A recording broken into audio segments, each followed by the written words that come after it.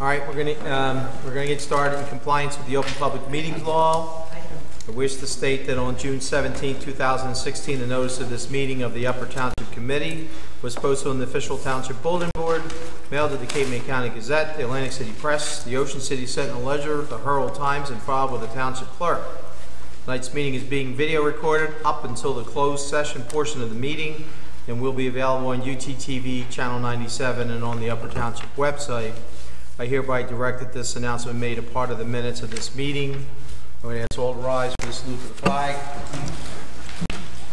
I pledge allegiance to the flag of the United States of America and to the republic for which it stands, one nation, under God, indivisible, with liberty and justice for all.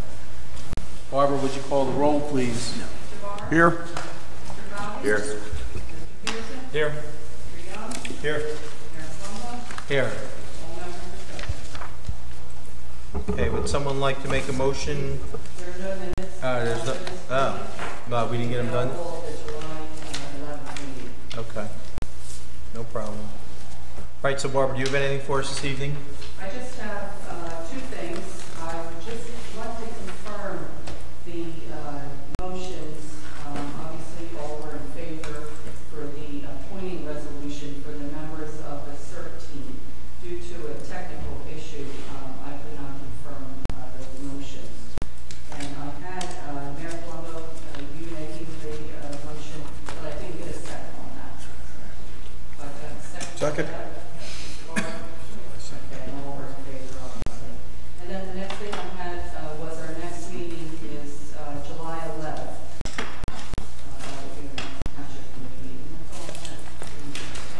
Okay. So we want to welcome Mr. Briggs. He's filling in for Mr. Young, who is with his family on a vacation.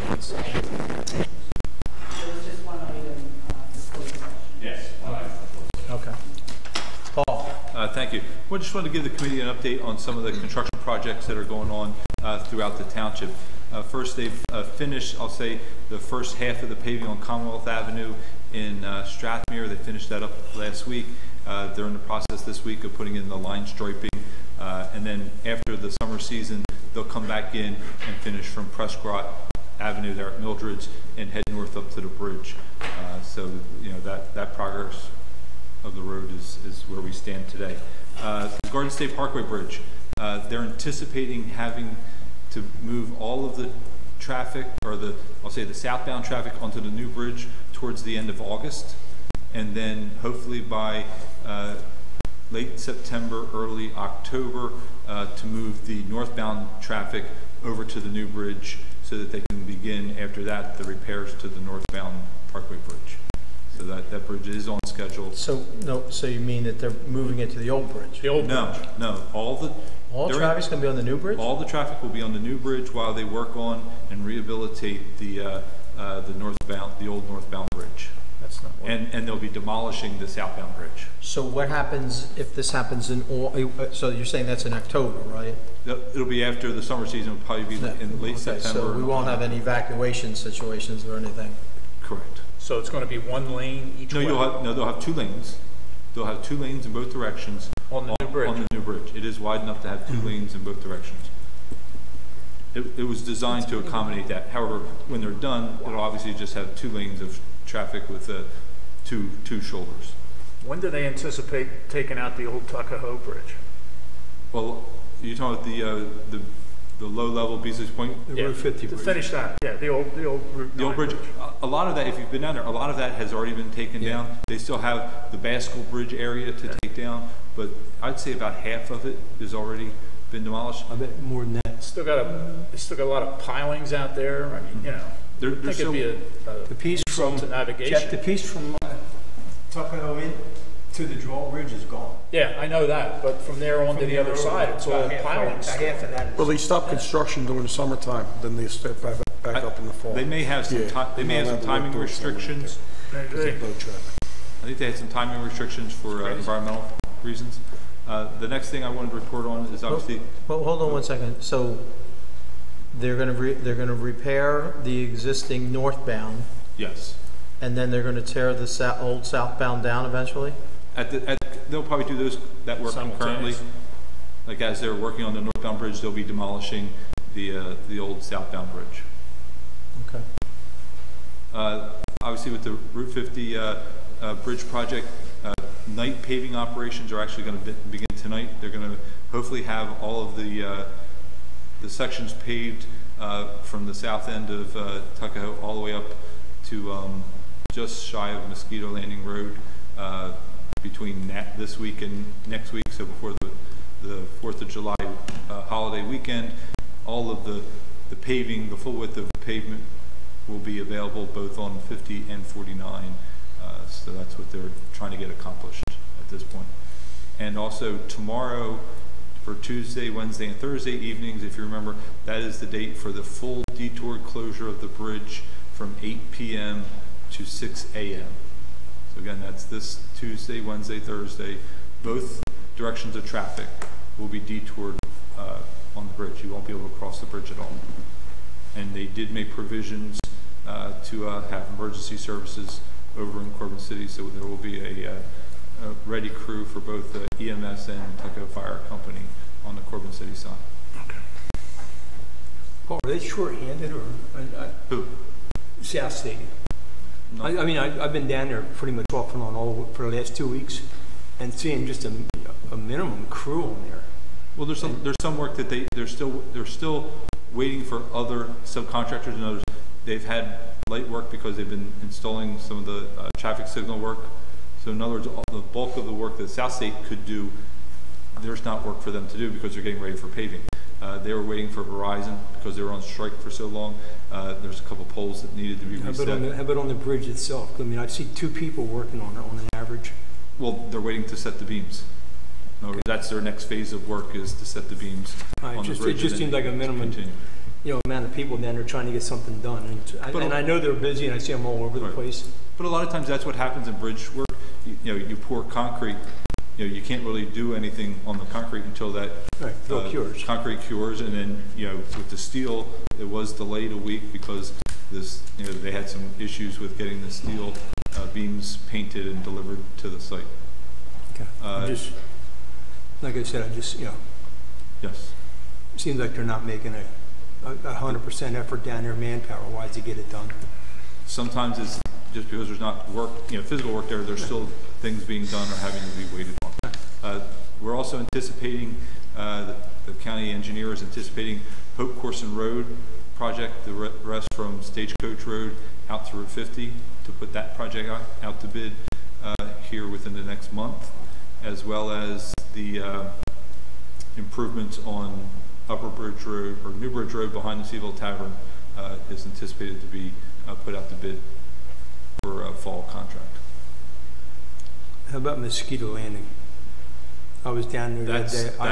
I almost tore the bottom of my truck out. That is in our paving project. However, we obviously don't want to pave that. I mean, it's part of our upcoming paving project, but we're going to wait to pave it until the Route 50 work is done. Is there anything we can do with those potholes down there? You can't drive that road.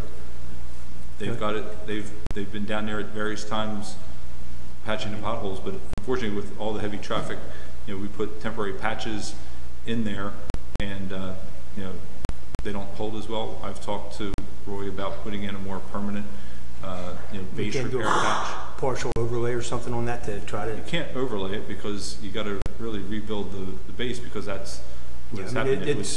If we had to get emergency vehicles down there, or I rode down there. I got three complaints last week on it, and I rode down there to see, and my expedition was almost bottoming out.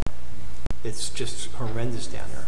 The boat yard has gotten so busy, and their amount of truck traffic that they put down on that road, that the original road construction wasn't built or constructed. Any idea what our time frame is on it, so I can get back to these people?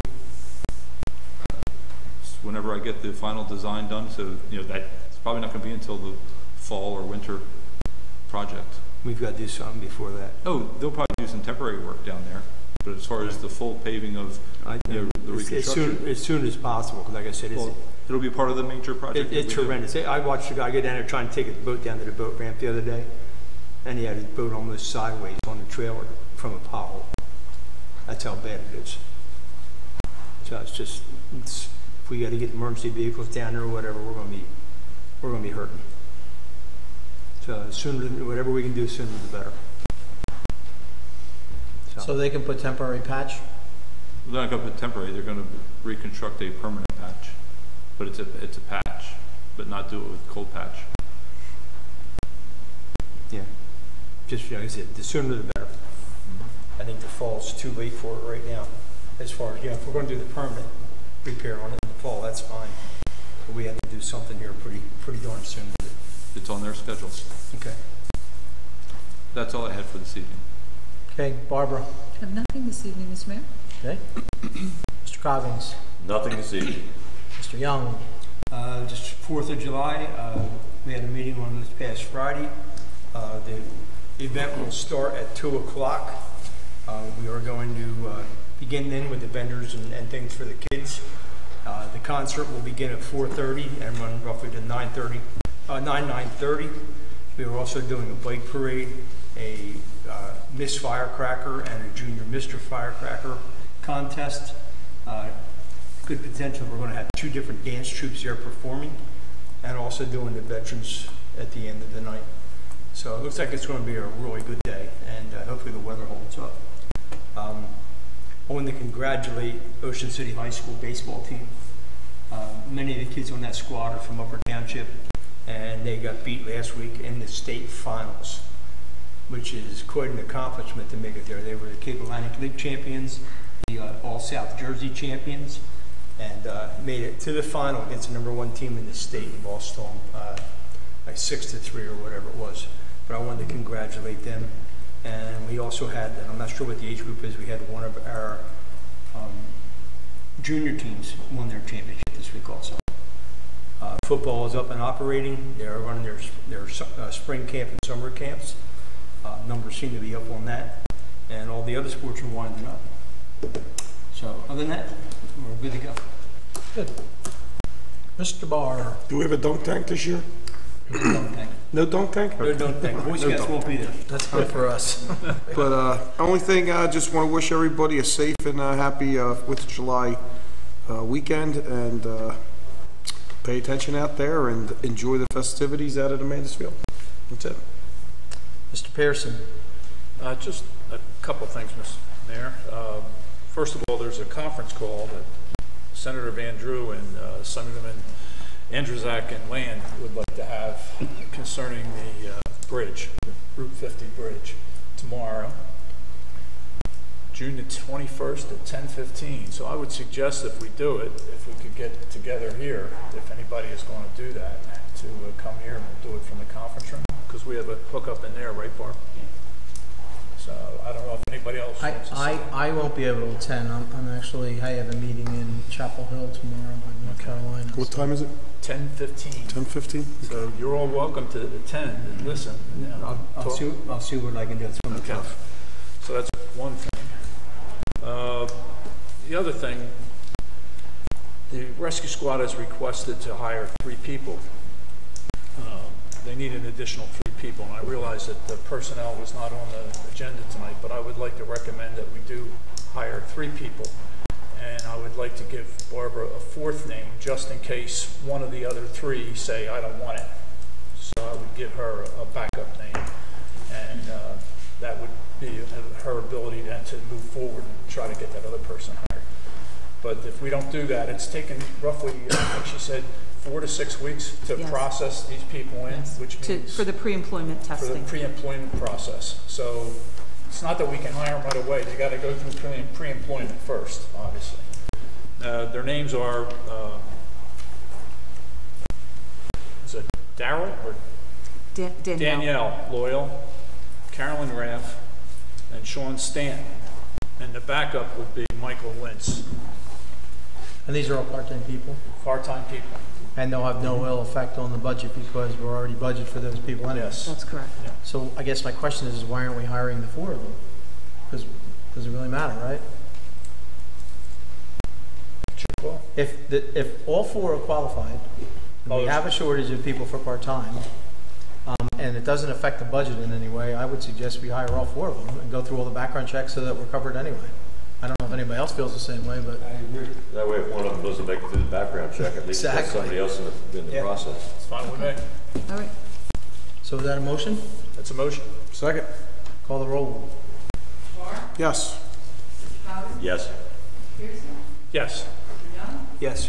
Mayor Plummer, Yes. motion carries. Anything else? No, I'm sorry. Happy 4th of July weekend coming up, and I hope everybody attends the Amanda's Field and, of course, Strathmere Parade. I'm sorry. Yeah, and that's what I was Oh, going that's to right, read. the Strathmere I was going to Parade. reiterate that. Strathmere Parade starts at 10:30. If you're interested in participating in the parade, they ask you to be there between 9:45 and 10 o'clock. And again, anybody wants to have decorated their bikes, they have a bike parade there. People put homemade floats and those kind of things in there. Really is a good time. It's Norman Rockwell type of July 4th celebration, and it's always a lot of fun. Plus, the committee usually always throws out their share of candy and everything else when we're on the thing. And by the way, we have the vehicles situated. Michael, we're all set with the vehicles for the July 4th parade? I think so. We were going to bring out our new Hummer that we got through the surplus, as well as the big deuce and a half truck that we won last year. It just depends on who's going to drive it. I probably will have a few of my grandkids join me again like last year, and probably Mr. Barr will as well, and so it depends on convenience and how we're going to drive it. We would need 2 drivers to do that, though, right?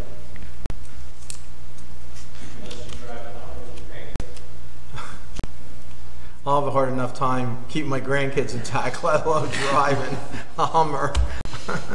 But you know what? We have time to figure that out. But I would like to have both vehicles in it, just to show that we actually have additional aid if it's needed. And again, it's a part of that opportunity that we're expanding our OEM projects. And really, the vehicles we're using did not come at any expense to township residents. So that's all I have. So let's move on to the resolutions. Item number 1, appointing Louis Donato as an appraiser for the Township of Buffer. Move resolution. Second. Let's call the roll. Yes. Mr. Cobbins, Yes. Mr. Pearson, Yes. Mr. Young, Yes. Mr. Plummer, Yes.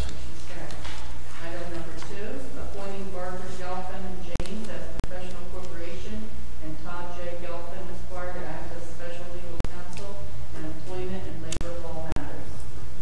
Motion to appoint? Second. Mr. Barr? Yes. Mr. Cobbins? Yes. Mr. Pearson? Yes. Mr. Young? Yes. Mayor Plummer? Yes. Motion carries. Item number 3, authorizing a contract with J.A. Montgomery Risk Control for right-to-know inventory and survey preparation services. Move to authorize. Second. Mr. Barr? Yes. Mr. Cobbins? Yes. Mr. Pearson? Yes. Mr. Young? Yes. Mayor Plummer? Yes. Motion is carried. Item number 4, authorizing a notice of violation and abatement of nuisance pursuant to Township Code Section 11-1. Move to authorize. Second. Mr. Barr? Yes. Mr. Cobbins? Yes. Mr. Pearson? Yes. Mr. Young? Yes. Mayor Plummer? Yes. Motion carries. Item number 5, urging the New Jersey Department of Transportation to expedite the installation of centerline pavement, no passing markings along New Jersey State Highway 149 within milepost 49.84 to 53.80 in the Township of Buffer and the County of Cape May. Question on this? Is it? This is our. This is confirming, this is asking them to expedite a resolution to install these centerline pavement markings. It's a resolution that we had adopted This is the rumble strips.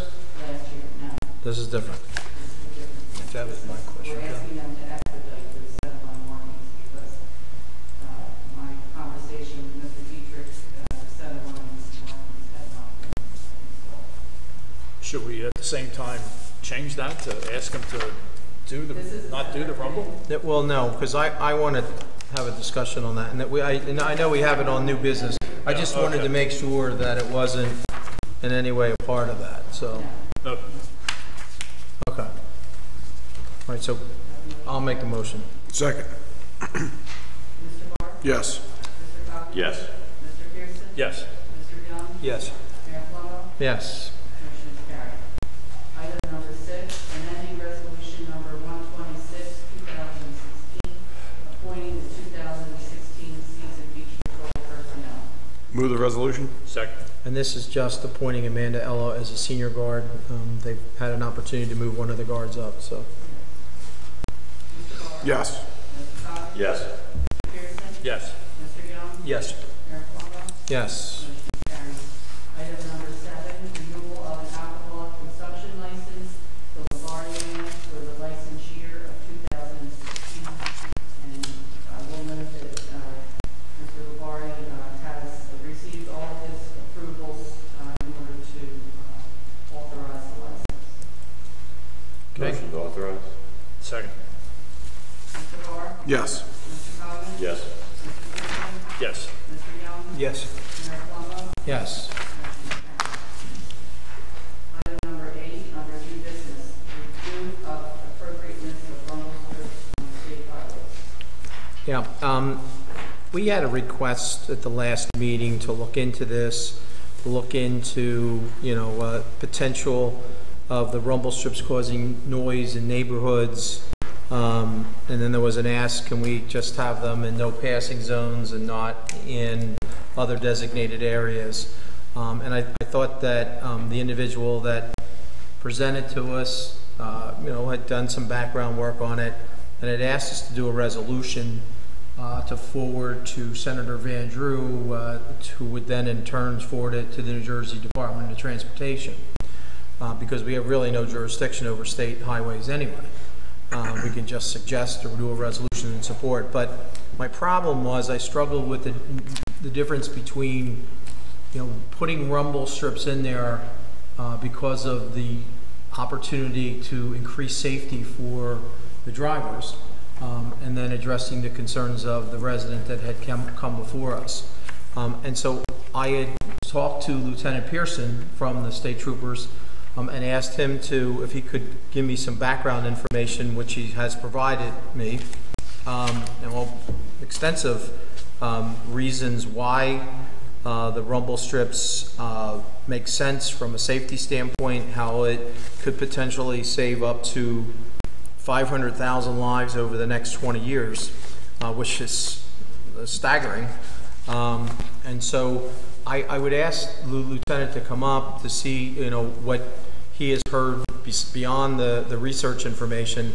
I'm leaning more now towards letting it up to the DOT, personally, letting it up to DOT to make a decision where these rumble strips should be based on the information that I've been given. But all the information I have really is what I sent you. I don't have any first-hand knowledge myself as far as the effectiveness, other than personally knowing times where I've driven over them and stuff like that. There's no question about it. Even when you hit it on the side of the road, on the right of way, you don't. I think the first reaction is wake up, and the second reaction is you don't want to wreck your tires because it's making that noise, whatever. So even when you know you're in an area where they have them, it makes you more attentive. This is like you said, you don't even want to hit the strips. That being said, all the data you have before you shows the effectiveness of them, the amount of percentage of reduction in injury and saving lives. And then of course that's weighed against the noise. And all the data and the paperwork you have is for people that live on the roadway. It doesn't address somebody who lives off the roadway. So then you can see there's a line between how much noise they want to make, the rumble strips have, versus the need to alarm people and shock them back in. I mean, this information, there is a significant amount that addresses the noise. But what's clear to me is that the purpose of this is to protect from head-on collisions and people that are driving and for whatever reason even if they're unfortunately doing things they shouldn't be doing, like texting and doing things like that, it still is enough to make you alert as to what's going on. It could be pedestrian traffic too. You think about the fatality on Route 9 we had, but there could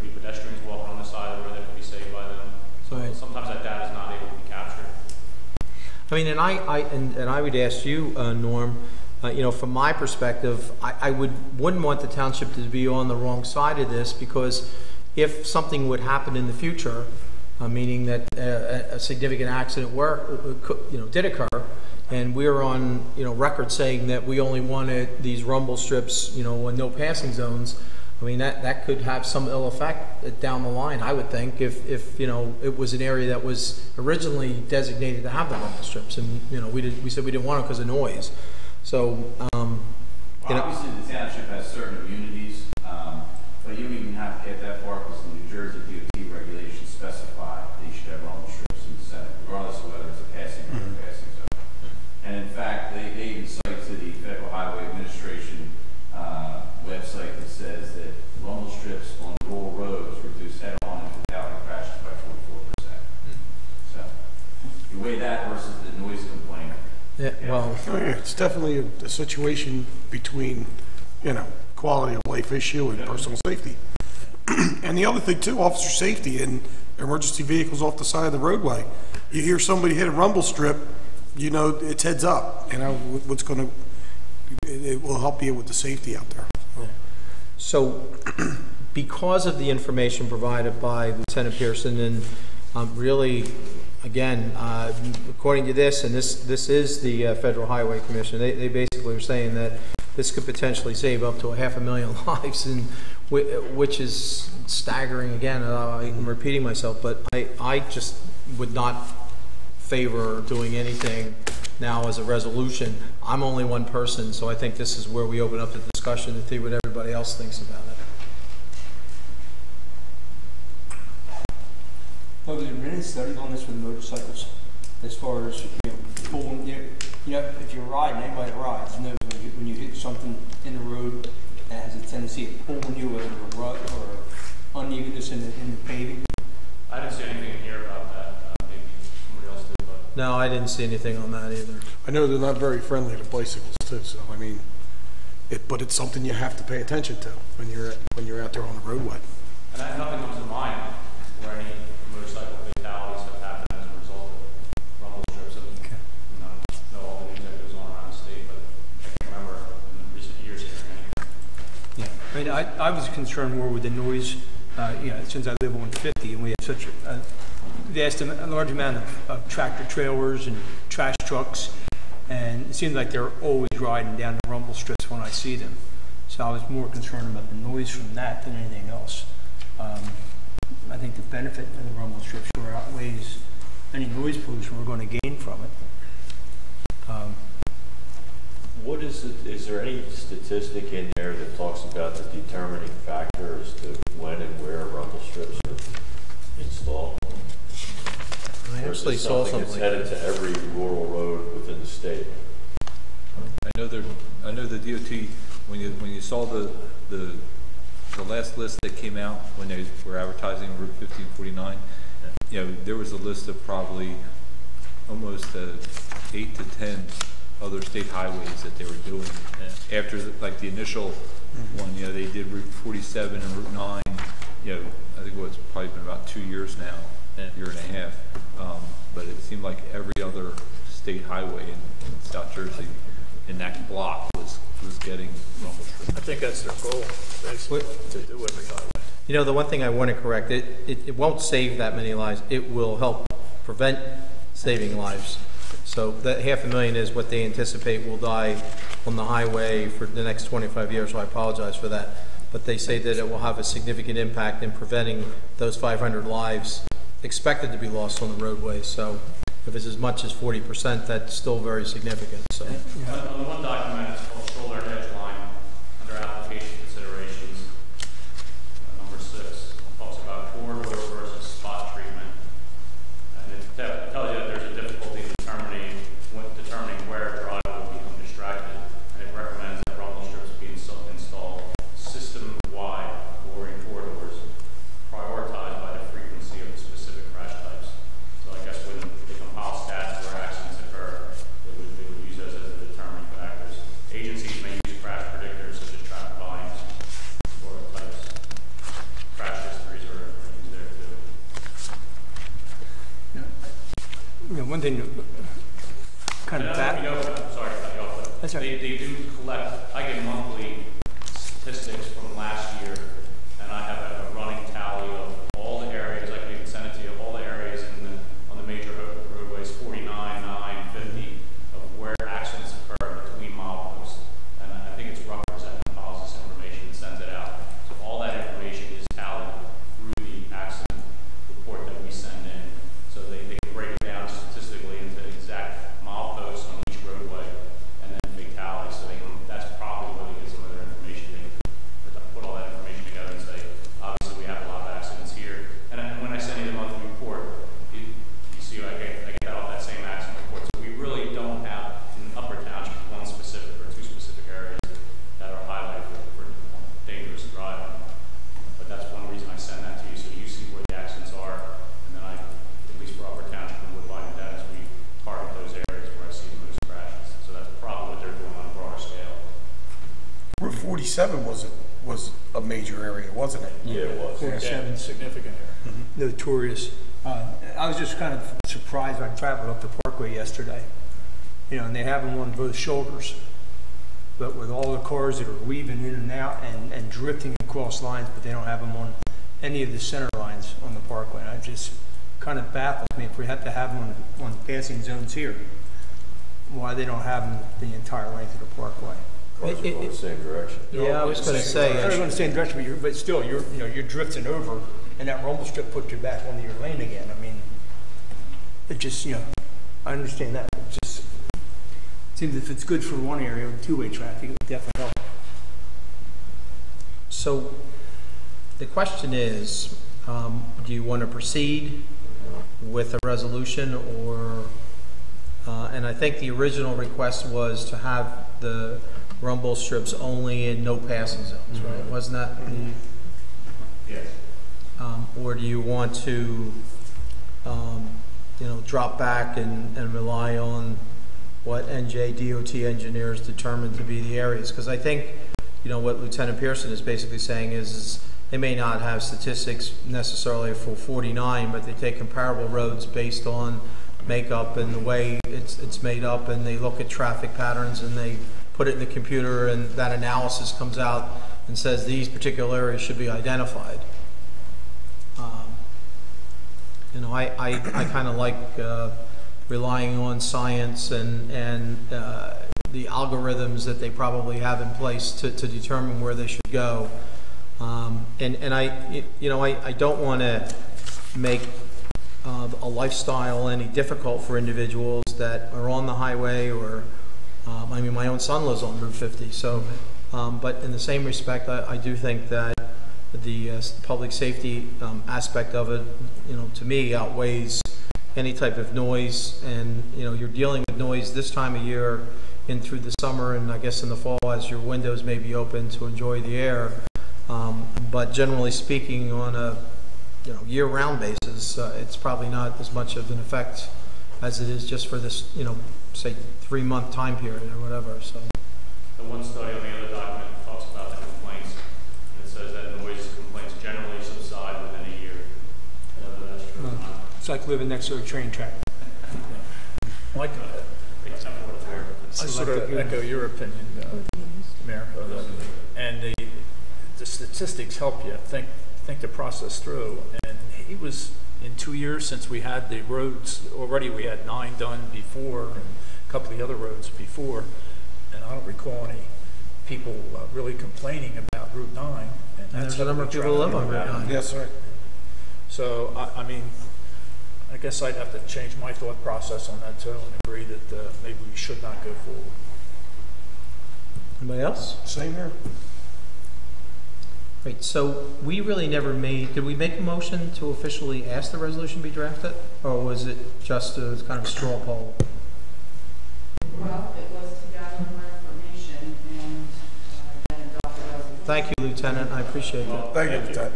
After gathering the information, we have determined that the no passing zones were not implemented in the area yet, so that's why we decided to go with a resolution urging them to actually go. So I guess my question is, do we just make a motion to say that At this time, we're not going to, we're kind of withdrawing that discussion. Is that what would work? All right, I'll make that motion then. Second. Yes. Yes. Yes. Yes. Yes. Item number 9, Upper Township Soccer Association requests to hold various soccer tournaments on July 9th and 10th, July 30th, and September 3rd and 4th, 2016.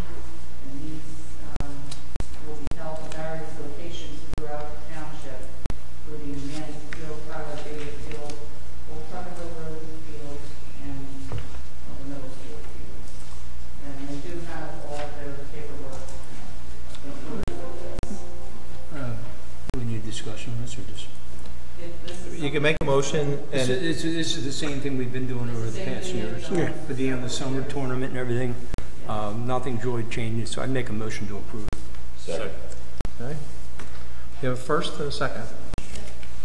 Yes. Yes. Yes. Yes. Yes.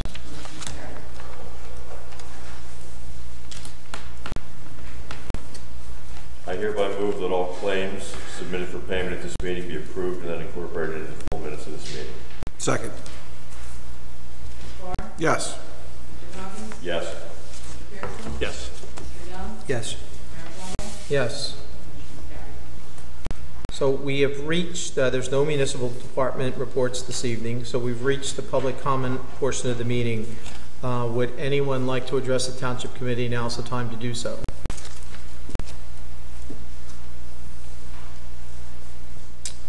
All right. It appears that we have no public comment, so I'll close the public comment portion and turn it over to Mr. Coggins to put us into executive session. I hereby move that a resolution be incorporated into the minutes authorizing the Township Committee to enter into an executive session for the following matters pursuant to the Open Public Meetings Act. Contract negotiation with Cape Professional Billing. I also include in my motion the estimated time and circumstances under which the discussion conducted in closed session can be disclosed to the public as follows. It is anticipated that the matters discussed in closed session may be disclosed to the public upon the determination of the Township Committee that the public interest will no longer be served by such confidentiality.